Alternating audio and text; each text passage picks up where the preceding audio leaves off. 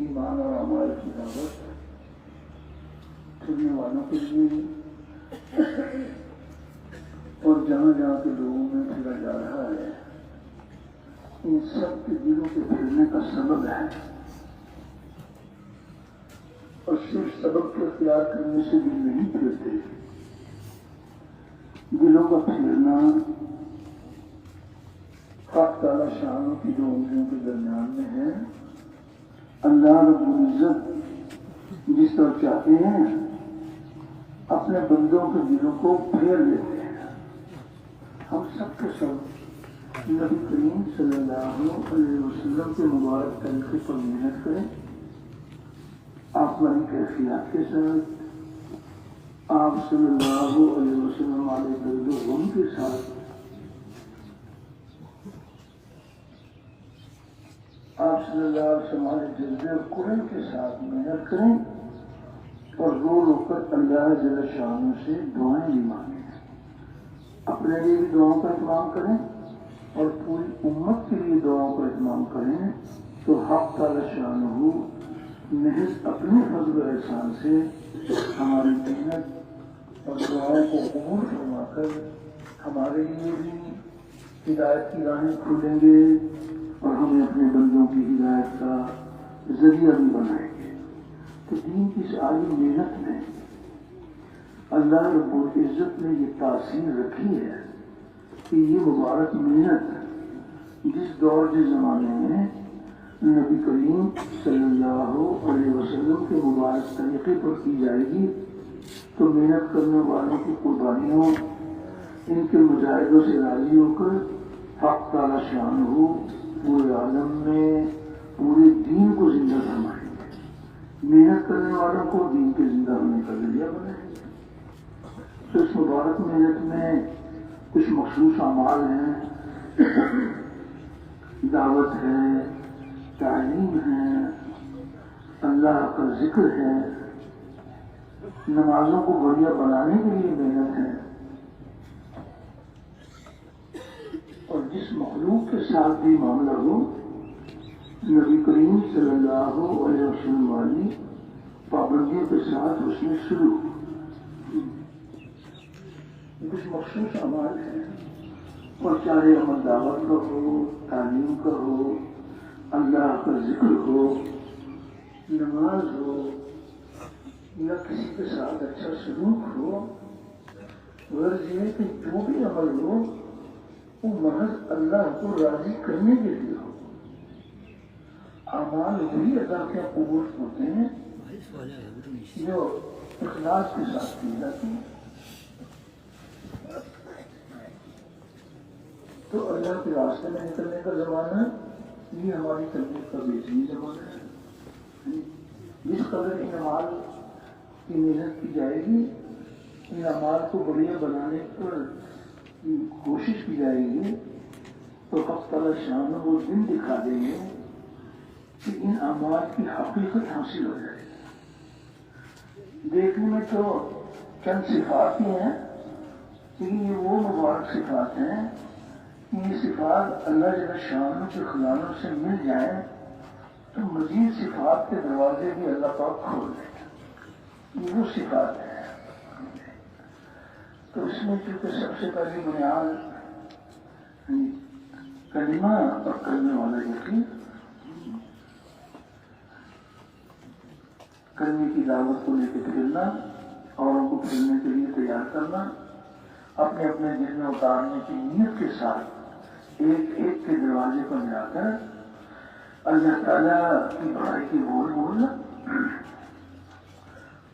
اللہ رب العزت کی ہمارے مالک ہیں، اللہ کے سوا کوئی ہمارا مالک نہیں ہے. اللہ رب العزت ہی پالنے والے ہیں، اللہ کے سوا کوئی ہمارا پالنے والا نہیں ہے.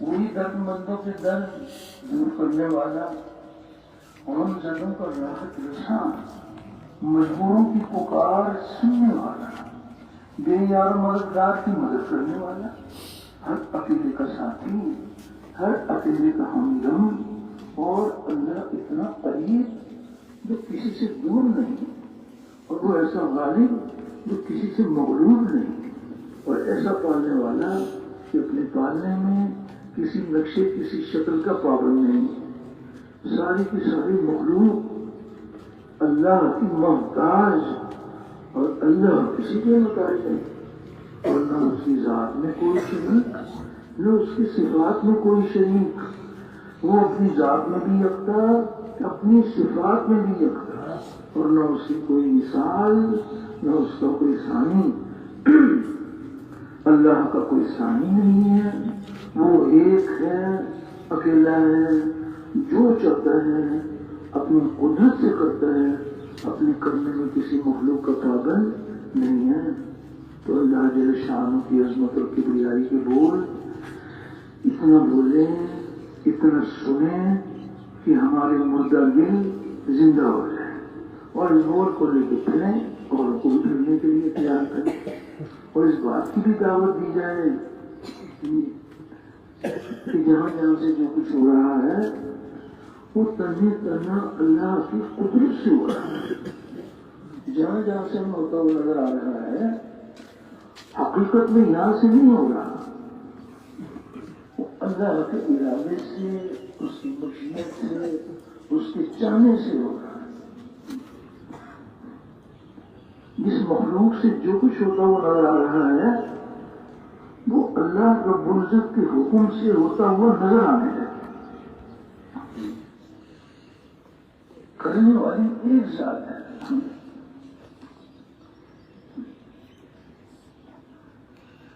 اس دعوت کو لے کے پھرنا اور اس کے لیے تیار کرنا۔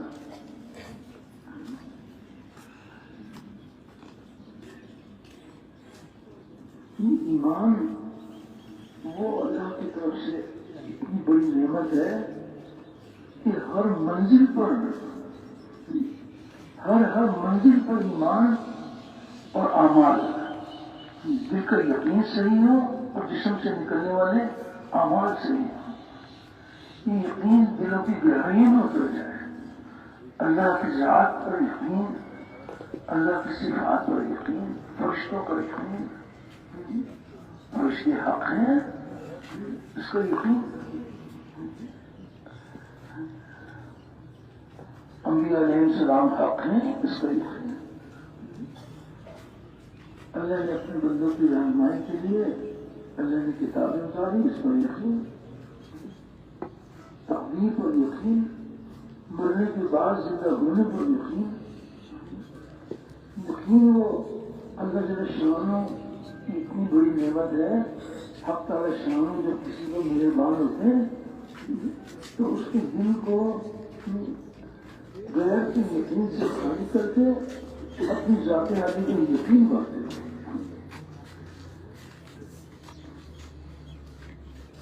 تو یہ مبارک کلمہ دلوں کی گہرائیوں میں اتر جائے اور اس کلمے کی جڑیں دلوں میں قائم ہو جائیں، تو یہ ایسا آور درخت ہے شجرہ طیبہ، کلمہ طیبہ، کہ جب اس کی جڑیں دلوں میں قائم ہو جاتی ہیں تو اس کی شاخیں آسمانوں پر پہنچتی ہیں اور ہر موسم میں اس کا پھل لیتا ہے۔ ایسا پھل آور درخت ہے، یہ ٹھیک ہے کہ اس کی جڑیں دلوں میں قائم کرنے کے لیے محنت کی جاتی ہے، جتنی قیمتی چیز ہو اس کے لیے اسی وقت جان بھی قربانی کرتے ہیں، جب اللہ جل شانہ اس کلمے کی حقیقت عطا فرما دیتے ہیں، ایک ہے کلمے کے الفاظ وہ بھی بہت مبارک، اور ایک ہی کلمے کی حقیقت، جو حقیقت حاصل ہو جاتی ہے الحمدللہ۔ تو اللہ رب العزت نے جو ایمان والوں کے ساتھ جو وعدے کیے، اللہ کے وعدے پورے ہونے شروع ہو جاتے ہیں، دنیا میں بھی اللہ کے وعدے ہیں اور آخرت میں بھی اللہ کے وعدے ہیں۔ تو ایک وعدہ نہیں ہے، ایمان والوں کے ساتھ بہت سارے وعدے ہیں۔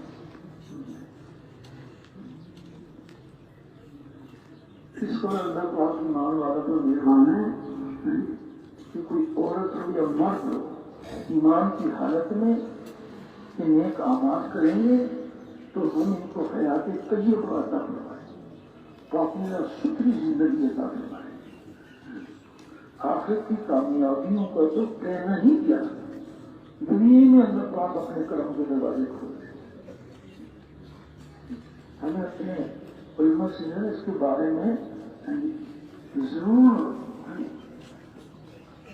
سیکھنا چاہیے. ایمان والوں کے ساتھ اللہ رب العزت کیا کیا باتیں ہیں,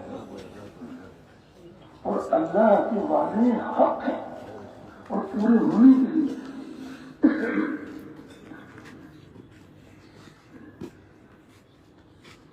بڑی بات ہے کہ بستی والے ایمان اور تقوی اختیار کریں تو زمین و آسمان کی برکتیں کھول دیں. اللہ اکبر. بستی والوں کے ذمہ تو بس اتنی بات ہے کہ ایمان اور تقوی اختیار کریں, زمین و آسمان کی برکتیں کھولنا. یہ مالک اپنی قدرت سے اپنا وعدہ پورا فرماتے ہیں. تو ایمان والوں کے ساتھ بہت سارے وعدے ہیں.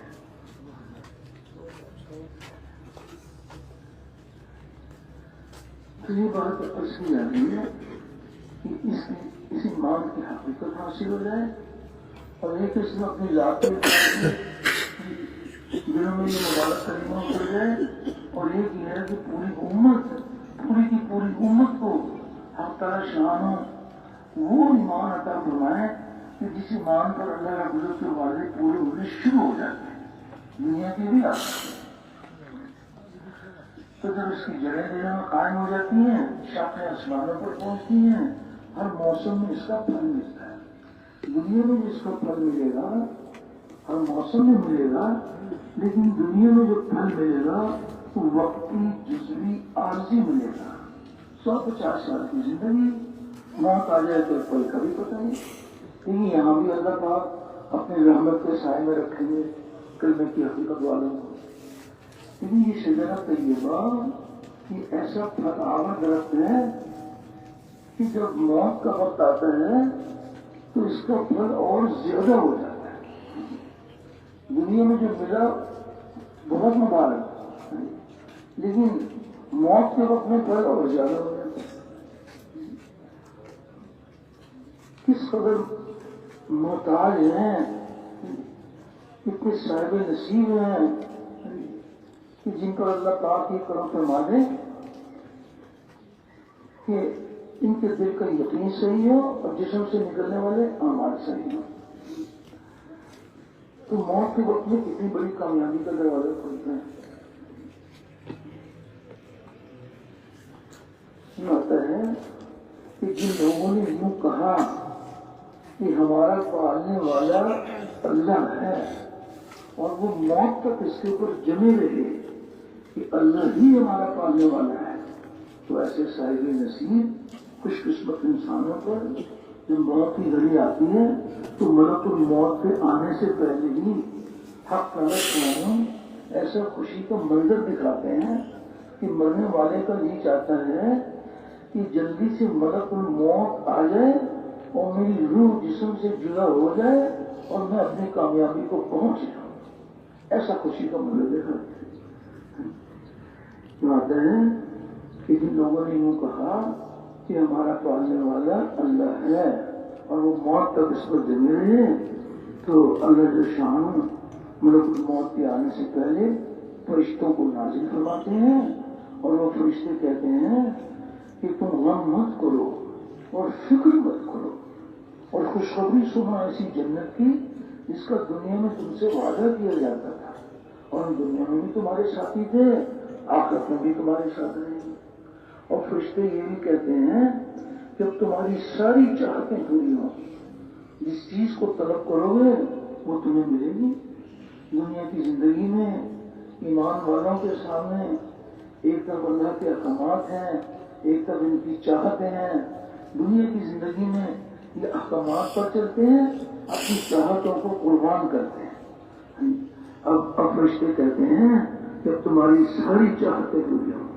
گویا چاہتوں کے قربان کرنے کا زمانہ ختم اور چاہتوں کے پورا ہونے کا زمانہ شروع ہو گیا.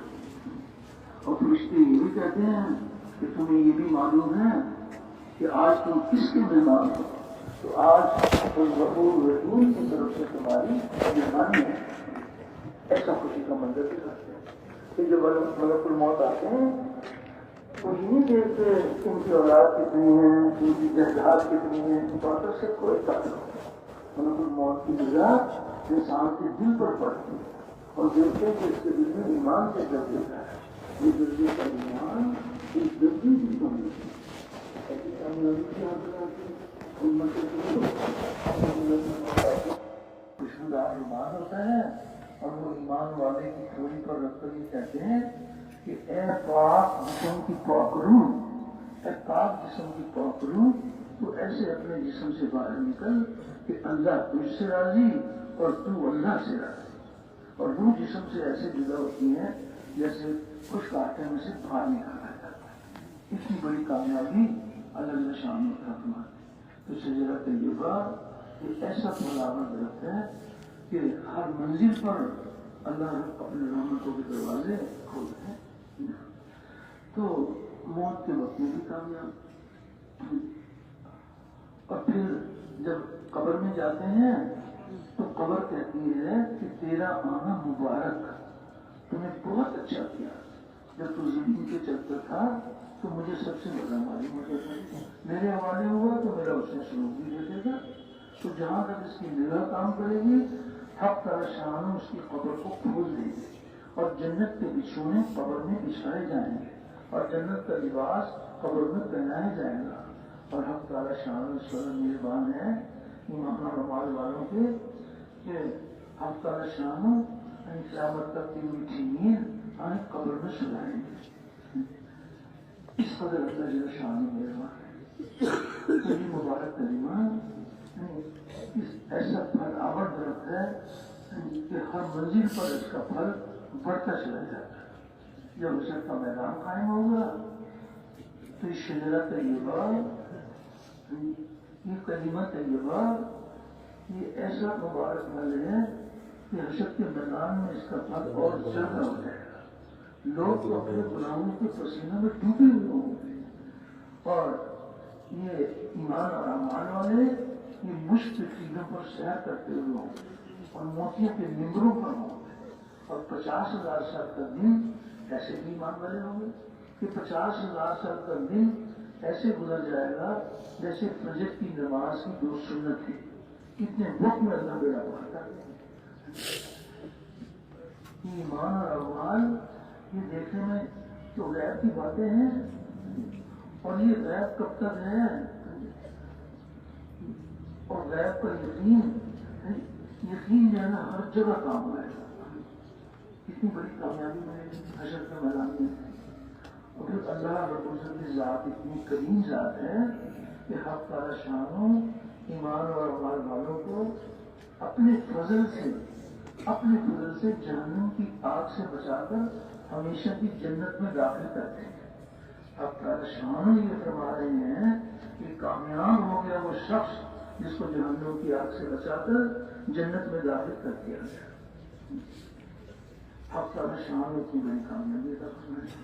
تو جب جنت میں اللہ پاک داخل فرمائیں گے تو شجرہ طیبہ یہ ایسا پھل آور درخت ہے کہ جنت میں جب داخل فرمائیں گے تو اس کا پھل ملنا کبھی ختم ہی نہیں ہوگا.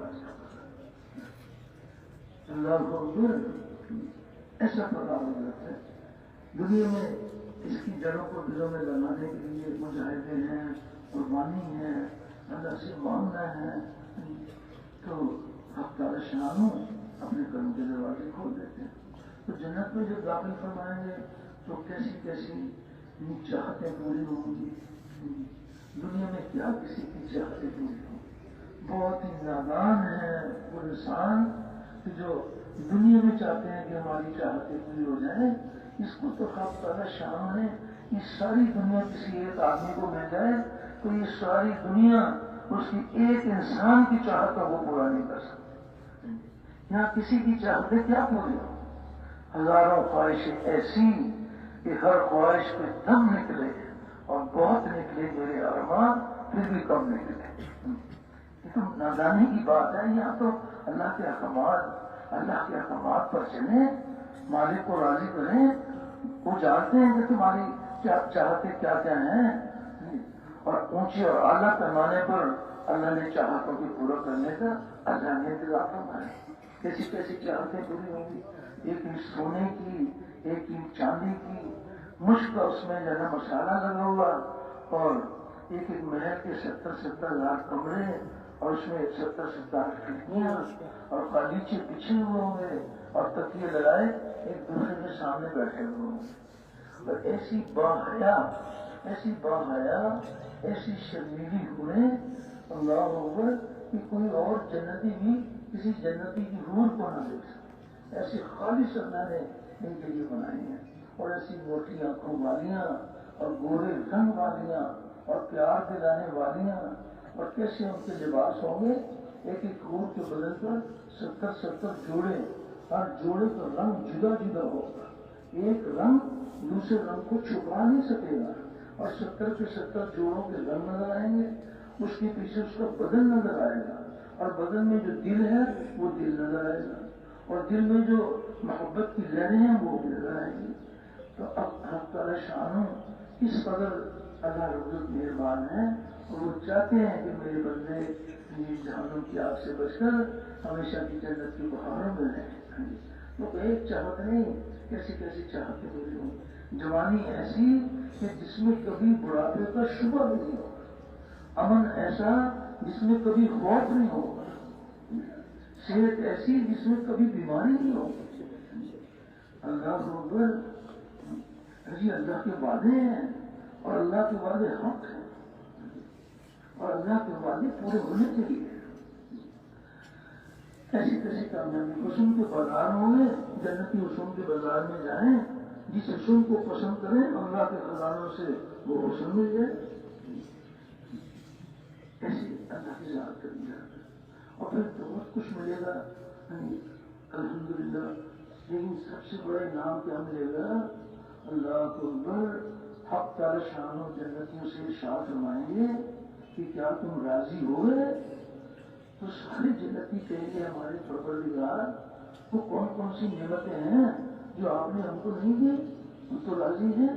تو حق تعالی شان فرمائیں گے کہ اور بھی کچھ لینا چاہتے ہو تو یہ دشمنی پیدا ہوگی کہ اور کیا اللہ پاک دینا چاہتے ہیں۔ تو پھر جو سب سے بڑا انعام جنتیوں کو ملے گا، حق تعالی شان جنتیوں سے یہ ارشاد فرمائیں گے کہ میں تم سے راضی ہو گیا، اب میں تم سے کبھی ناراض نہیں ہوں گا۔ تو جب جنتی اللہ کی رضا کو سنیں گے، اتنی بڑی نعمت کہ اپنی جنت کو بھی دور جائے، اس قدر اللہ پاک اپنے بندوں پر مہربان ہے۔ تو سب کے سب جنت میں جانے کے لیے تیار ہیں، تیاری کر لی ہے، تیاری باقی ہے، تیاری باقی ہے یا ابھی تیار ہو گئے ہیں؟ تو بھائی اللہ پاک کرم فرما دے، جتنا کچھ بھی دنیا میں رہ کر ایمان اور مال کمایا بہت مبارک، لیکن اس میں تو جتنی چاہے ترقی کر لیں، جتنے چاہے ترقی کر لیں، اس درجے پر اللہ پاک ایمان کی حقیقت عطا فرماتے ہیں، اعمال کی حقیقت عطا فرماتے ہیں۔ تو اس کے لیے گزارش کی جا رہی ہے کہ اللہ کو راضی کرنے کے لیے ایسے اپنے مالک کو راضی کریں کہ خود بھی جہنم کی آگ سے بچ کر جنت میں جانے والے بن جائیں، اور حضور علیہ السلام کی پوری امت جہنم کی آگ سے بچ کر جنت میں جانے والی بن جائے۔ تو اس کے لیے ایمان کی بھی حقیقت حاصل ہو جائے، اعمال جاندار بن جائے۔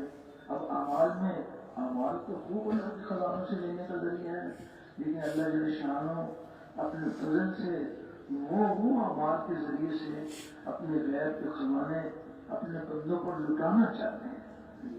کیسے کیسے مبارک اعمال عطا فرمائے۔ نماز کا عمل، اللہ اکبر، حق تعالی شانہ نے نماز کا عمل جب عطا فرمایا تو اپنے پیارے حبیب صلی اللہ علیہ وسلم کو اپنے پاس بلا کر نماز کا عمل عطا فرمایا۔ اتنا وہ جام ہے، اور پھر نماز کس قدر جو ہے نا اللہ کے بندوں کی تربیت کا ذریعہ